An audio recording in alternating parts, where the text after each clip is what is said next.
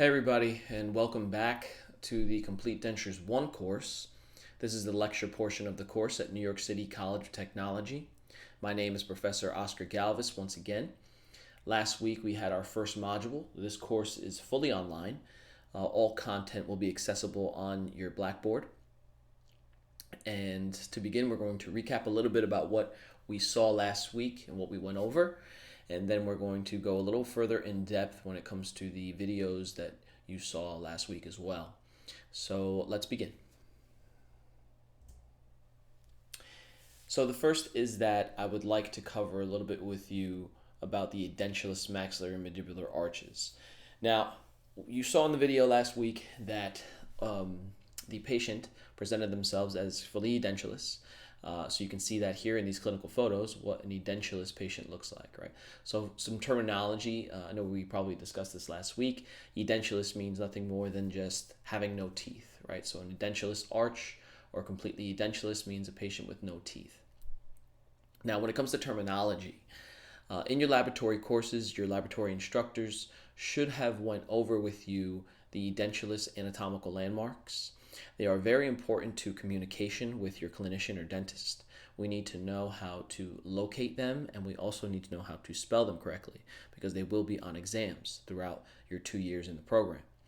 So I would leave that to your laboratory instructors. If they have not gone over the anatomical landmarks yet, please ask them to go over them or just remind them.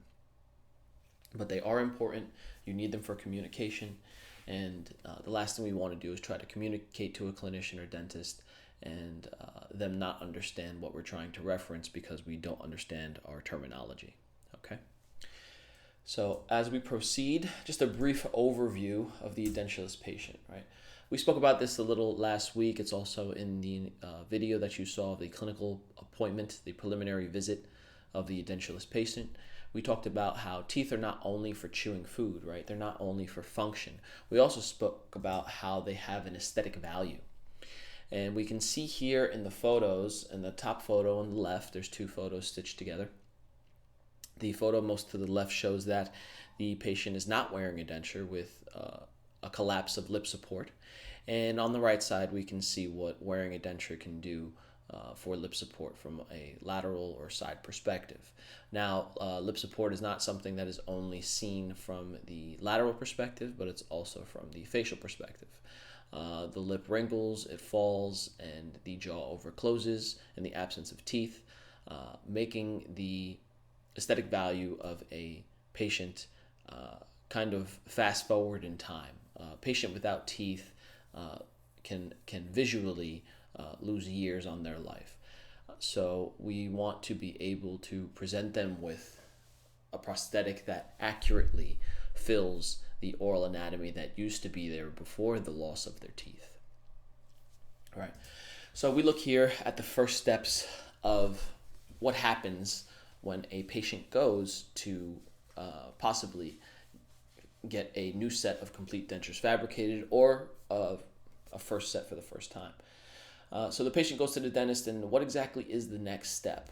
Well, here it says the dentist takes preliminary impressions of a patient. Now, we spoke about this, but we also spoke about last week them doing an oral exam. A dentist or clinician does need to be sure that the patient is healthy enough to receive a set of complete dentures. So an oral screening is necessary. Make sure that the patient, for instance, doesn't have any oral cancer or anything of that nature before we're capable of restoring this patient healthy. But once that's decided and the dentist or clinician say, okay, we're good to go, it's time to fabricate a set of complete dentures on this patient, the next step is that the dentist will take preliminary impressions of the patient. As well as that, as you saw in the video last week, you can also go back to that module and reference the video if necessary. In more high-end practices or clinicians who are going the extra mile, there will be some preliminary photos taken for reference. So the preliminary impressions are taken with alginate impression material. We're going to get into exactly what that means and what that is. We saw it in the video last week. Anybody who's been to a dentist probably has had a type of impression taken in their mouth. We all know that this is not the most pleasant scenario. You saw in the video some clinical tips on how to address patients with severe gag reflexes. Overall, this is the most common form of dentistry as we know it today when it comes to the fabrication of complete dentures. There are some hiccups along the way when it comes to a full digital flow of creating a complete denture. The industry has not yet found a consistent way to have consistent positive results with scanning intraoral tissue to fabricate complete dentures. There has been success, yet it seems that the most accurate form of a denture comes from a analog impression, meaning that it has to be an impression taken in the mouth, not scanned. So for now, this seems to be the one facet of dentistry that has not completely converged into CAD/CAM technology when it comes to tooth restorations and implants. The entire fabrication process of the restoration can be done digitally and even modelless. But denture works a little different, and for now, the best practice seems to be that an impression must be taken, and then from there, the impressions can be scanned, and then you can have a modelless workflow with complete dentures, but once again, you still need to be able to take the impression. So there will be some headway on that, and eventually, I have no doubt in my mind that the industry will become fully digital. But for now, we speak about the analog process, and this course is going to cover all the steps involved in creating a complete denture through analog procedures. So, alginate material. What is alginate impression material? Well, it's known as an irreversible impression material, right? So why is it irreversible? Because there are two different types of alginate out there, reversible and irreversible. It's quite self-explanatory. The reversible hydrocolloid is something that can actually be chopped up and melted into like a gelatin substance. I guess the best way I can describe it is that it almost looks like hair gel. And it can be used to pour over objects, and when it cools, it becomes a gelatin that has shaped around an object. So it's used to kind of duplicate models usually for many different purposes. But alginate material itself is irreversible. It's very similar to the reversible hydrocolloid. However, and that is also the name of the material. It's a hydrocolloid technically. So we have an irreversible hydrocolloid and a reversible hydrocolloid. Alginate is an irreversible hydrocolloid. And what that means is basically that once it is mixed and the impression is taken, you cannot move backwards with the material. The material cannot be chopped up or melted or reused. You can only pour the impression and then throw it away once the impression has been poured. So how is it supplied? It's supplied in the form of a fine powder, and you see on the back of the container there how many scoops for what kind of tray. All of that is designated as manufacturer instructions. So the powder is mixed with a prescribed amount of water to form a mixture that is capable of accurately reproducing an undercut of either a tooth or soft tissue. And we're going to get a little more into undercuts in your instructional videos when we talk about the fabrication of a custom tray. So as we continue to talk about the alginate impression material, in general, the ingredients used to make an alginate impression material are sodium, potassium alginates, plaster, magnesium oxide, and all of these elements and chemicals that you see here. The instructions are written to the dental technician on a lab sheet, also referred to as a prescription.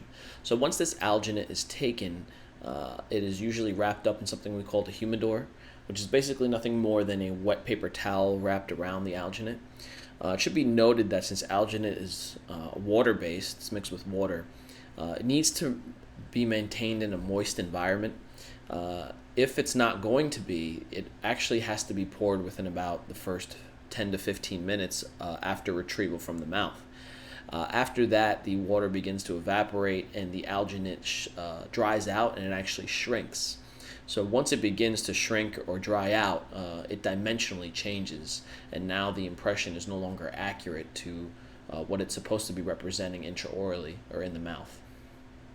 So if it cannot be poured right away, I know many lab technicians prefer to pour their own models. It can be placed in a humidor, which is basically wrapping it in wet paper towel, placing it into a Ziploc bag or plastic bag, and that way it is encapsulated in moisture, and it can hold its dimensional stability for a little longer.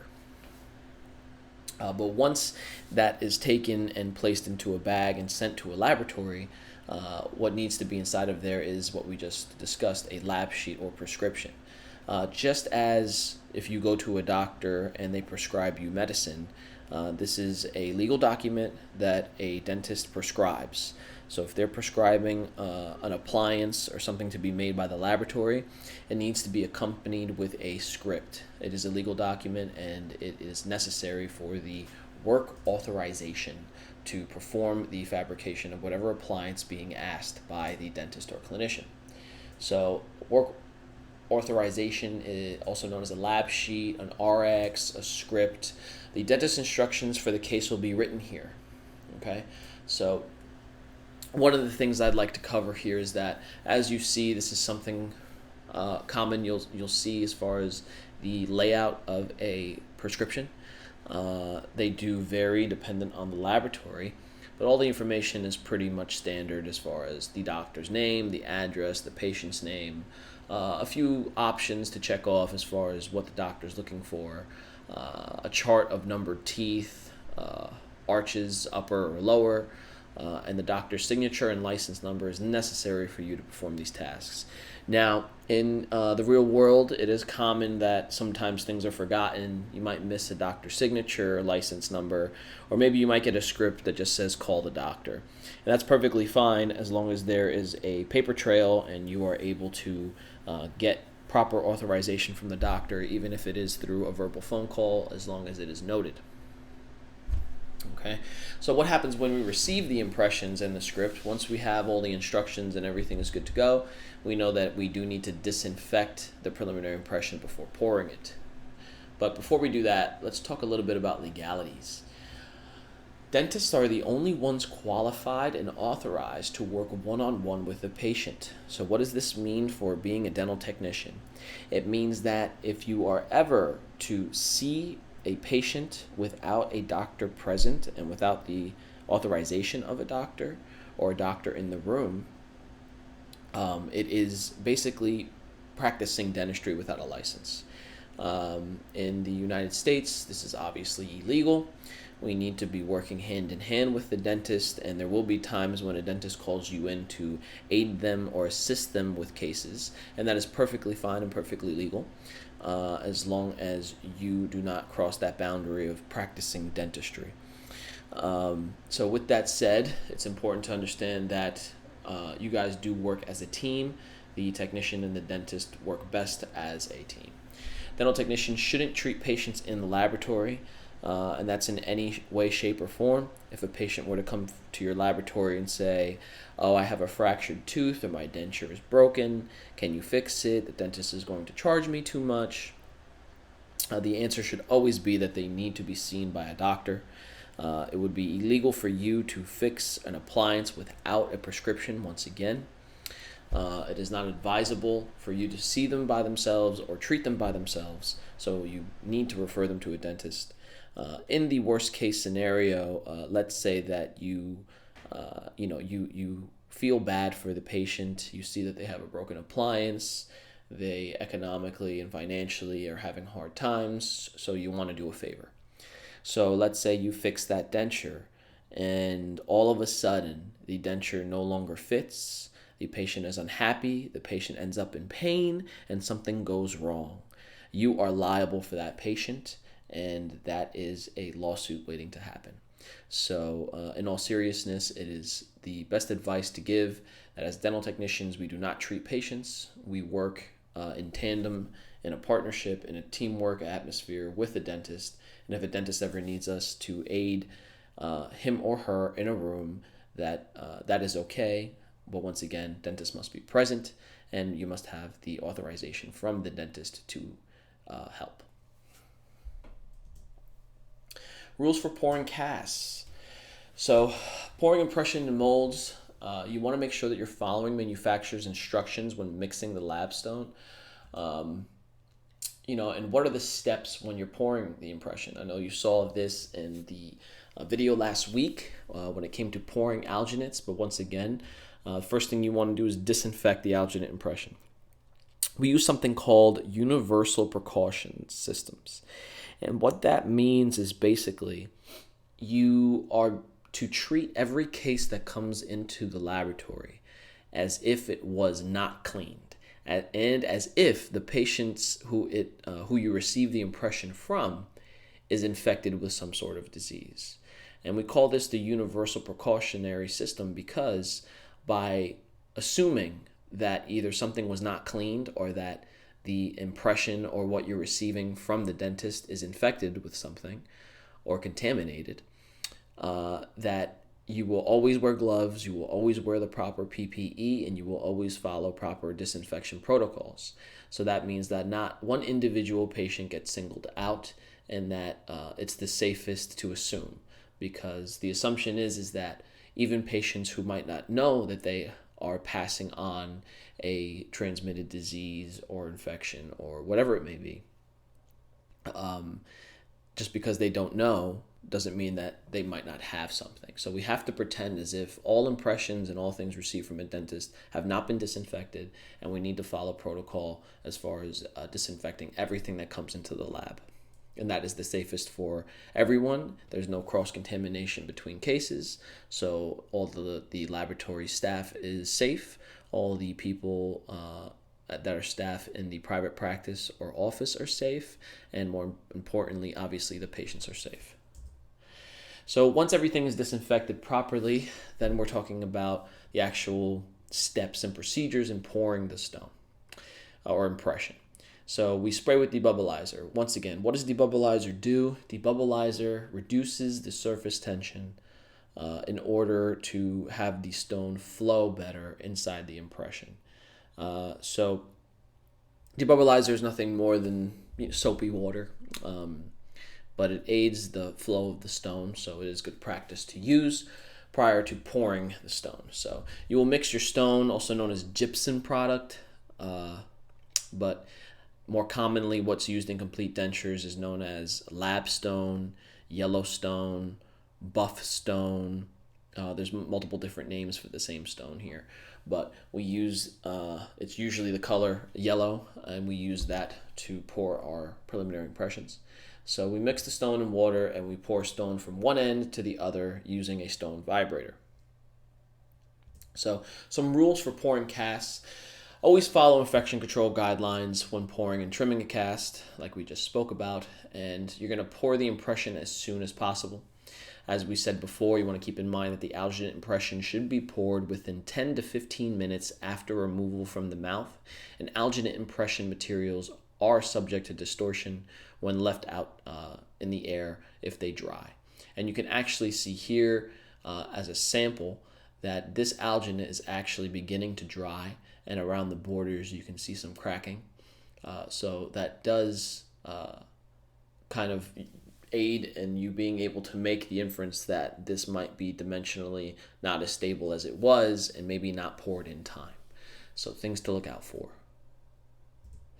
So once again, carefully following manufacturer's directions when preparing a mixture of gypsum product. The way that the Air Force will dictate to you is that water is always going to go into the bowl first. So water first, and then powder goes into the water. We'll talk about that more in a second. So for buff stone, which is yellow stone or dental stone or lab stone, you're going to more commonly use about 30 cc's of water for 100 grams of powder. As you see in the photo below, this type of stone is actually in pre-fabricated packages. So it's pre-measured, and the packages tell you how much water to use. That is obviously the easiest way to do so. However, when buying them in this form, more than likely you are paying more for the individual packets of stone rather than a large 50-pound box. But nonetheless, following proper procedure, following proper ratios, we want to be able to mix our stone and be conscious that we're following proper parameters so that our stone model is as accurate as it possibly can be. So a reminder, the primary objective when pouring a cast is to capture all surface detail of the impression in as bubble-free as manner as possible. Using the stone vibrator to make a thick gypsum mix, flow the mix into all the crevices of the impression. The usual practice is to pour a small amount of the gypsum product into a corner of the impression and let it slowly advance to the other side. Now, some things to touch on quickly when we talk about how stone sets. The average time when it comes to setting, the model material or model stone, buff stone, yellow stone, once again, all these names mean the same thing. The initial setting time is about 25 minutes. So what does that mean? It means that at 25 minutes, you are probably able to retrieve the model from the impression without damaging the model. Now, it takes 45 minutes for it to completely set. That is probably at the moment in time when you want to trim your cast and make them smooth and shape them properly. In the initial setting time, once again, you can retrieve the model, but it is best practice to wait the complete setting time before actually performing work to the model. Some things to note about the model work itself. Obviously, models need to be bubble-free, and in a second, we're going to talk about why it's so important to have bubble-free or distortion-free preliminary models. But before we get into that, I want to discuss the setting factors when it comes to gypsum products. So gypsum products usually have an exothermic reaction after they've been mixed and poured. What that means is that as they're setting and turning into a solid, exothermic means that they are releasing heat, right? Endothermic, the opposite, which would mean that they are taking in heat. So during that exothermic reaction, as the stone releases heat, you can actually feel it to the touch. So if you are checking to see if the model is set enough to retrieve, usually what technicians do is that they touch the stone, and if it is releasing a significant amount of heat, it is not yet set enough to retrieve it from the impression. So other factors that are important here are to think about in the event that I need to either pour a lot of models or I need a model quickly, what are ways that I can either slow the process of the setting time or rapidly increase the setting time? So for instance, if I had 10 impressions in front of me, as I mix the stone, it is starting to set, which means that maybe I won't be able to pour 10 impressions because by the time I get to the 7th, the stone is already beginning to set and it is too stiff to flow into the impression. So in that scenario, I might want to do a few things. I want to increase my setting time. I don't want it to set so quickly that I cannot pour all of these impressions at once, because then it hinders my efficiency and my ability to produce within the laboratory. So things that I can do are, one, water ratio actually directly affects the setting of gypsum. So what that means is the more water, the increased setting time. So that means that if the mixture is thinner and more watery, it's going to take longer for it to reach its complete setting time, right? And if I use less water, then the mixture is thicker and the complete setting time now decreases. It is tricky if we do not follow ratios at least very close in perspective to the suggested ratio. Then what may happen is that you get either one, distortion, or two, changes in density of model. If you mix it too thin, the model may be very soft. If you mix it too thick, it might be too grainy to flow into the impression and capture all the detail necessary to make your appliance that the dentist has asked for. Another thing is temperature of water. If I wanted something to set faster, remember that it uses an exothermic reaction during the setting process. So using hot water increases that reaction, which then decreases your setting time. So if I wanted a model faster, I can mix it with hot water and the stone would set faster. And vice versa, if I wanted more time, I could use cold water and that would buy me more time. So the setting time would increase, allowing me to pour more models with cold water in my mix. So those are some factors to think about when it comes to being able to pour a model and make a proper stone to water or powder to water ratio when mixing gypsum products, and allowing the material to work for you. Keep that in mind for future exams. So what we're looking for is just smooth, detailed models. We'll notice that there's no air bubbles, no anatomical structures missing. I know that this is a model with dentition, meaning that there's teeth here, but this is just an example of what models should look like. All right. And the Air Force talks about trimming the models correctly using a model trimmer. So these are some measurements of what a standard cast should look like. The area surrounding the perimeter of the model here, you'll notice is smooth. That 5 millimeter or 4 millimeter area around the cast is called a land area. That is area that is not part of the intraoral anatomical structure. It does not exist in the mouth. It is just for reference on the model, and it allows you to obtain full peripheral rolls or sulcus areas. So you can see the measurements of those land areas, about 4 millimeters wide. The base of these models are about 15 millimeters, and once again, this is a diagram that is found in your Air Force manual. I suggest you do read up in those areas. Your anatomical structures and landmarks are located on page 199 of your Volume 1 Air Force manual. So we talk about the overall procedures and steps for completion of a complete denture. And very briefly, the very first thing we need to make is a custom tray. So with those preliminary alginate impressions that are given to us by the doctor, we then will pour the impression as you saw in the clinical video last week. And now it is our job to fabricate something called a custom tray. And we will speak more about that in laboratory as well as in our next class, about different methods and ways to create a proper custom tray and what it's really used for.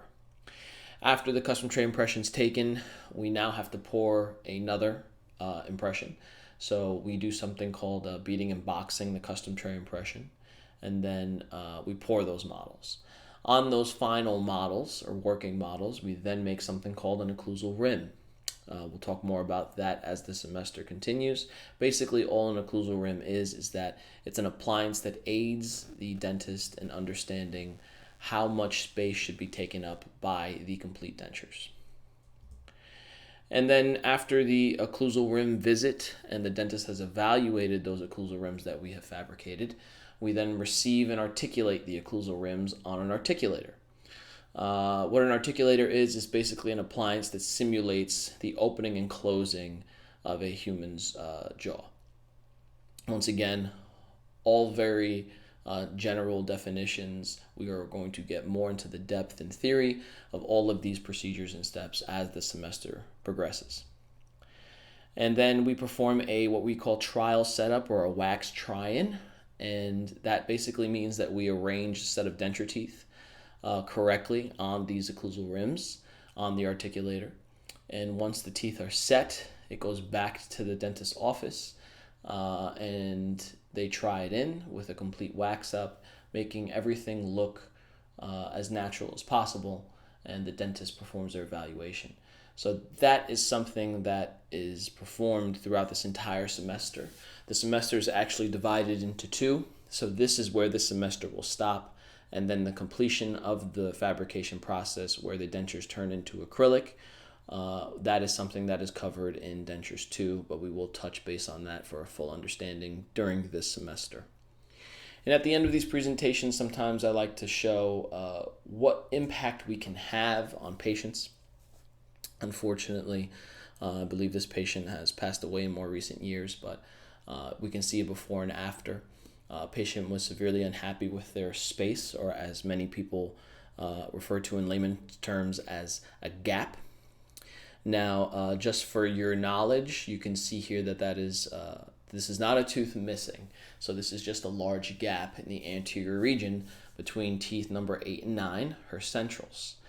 So the dental terminology, the proper terminology for a quote-unquote gap, is something called a diastema. So she was very unhappy with her diastema on her maxillary arch, her upper arch. And as you see, they were also teeth that were infected. So her centrals and laterals, tooth numbers 7 to 10, were extracted. And we can see in her after that we were able to restore that with a removable partial denture. And she was extremely happy. She was elated at the fact that the gap was closed. She actually kind of preferred to have a very slight diastema, so we were able to provide that to her, and it was something that looked natural, and we restored her confidence and her smile. So just a thought about what dentistry can do, what you can do as the dental technician, and it's great that we can provide this service to patients and essentially change their lives and their quality of life. So that is it for this week. Once again, please remember to review your anatomical landmarks on page 199 of your Air Force manual. You will need them for your first quiz. And if you have any questions on this week's module or the assignments, please do not hesitate to reach out to me. I hope you guys have a great week, and I'll see you next week. Bye-bye.